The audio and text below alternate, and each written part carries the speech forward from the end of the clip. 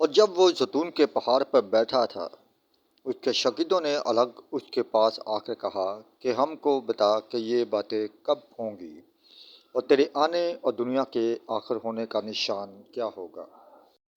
یسوع نے جواب میں ان سے کہا کہ خبردار کوئی تم کو گمراہ نہ کر دے، کیونکہ بتیرے میرے نام سے آئیں گے اور کہیں گے میں مسیح ہوں، اور بہت سے لوگوں کو گمراہ کریں گے۔ اس وقت اگر کوئی تم سے کہے کہ دیکھو مسیح یہاں یا دیکھو وہاں ہے تو یقین نہ کرنا، کیونکہ جھوٹے مسیح اور جھوٹے نبی اٹھ کھڑے ہوں گے اور نشان اور عجیب کام دکھائیں گے،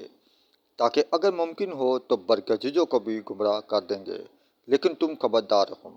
دیکھو میں نے تم سے سب کچھ پہلے ہی کہہ دیا ہے۔ اللہ کو یہ آخری وقت ہے، اور جیسا تم نے سنا ہے کہ مخالف مسیح آنے والا ہے، اس کے موافق اب بھی بہت سے مخالف مسیح پیدا ہو گئے ہیں، اس لیے کہ ہم جانتے ہیں کہ یہ آخری وقت ہے۔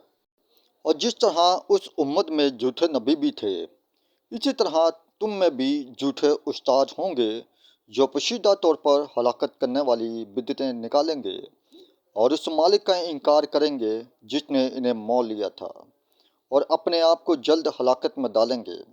اور بتھیرے ان کی شہوت پرستی کی پیروی کریں گے، جن کے سبب سے راہ حق کی بدنامی ہوگی۔ اور وہ لالچ سے باتیں بنا کر تم کو اپنے نفع کا سبب ٹھہرائیں گے، اور جو قدیم سے ان کی سزا کا حکم ہو چکا ہے،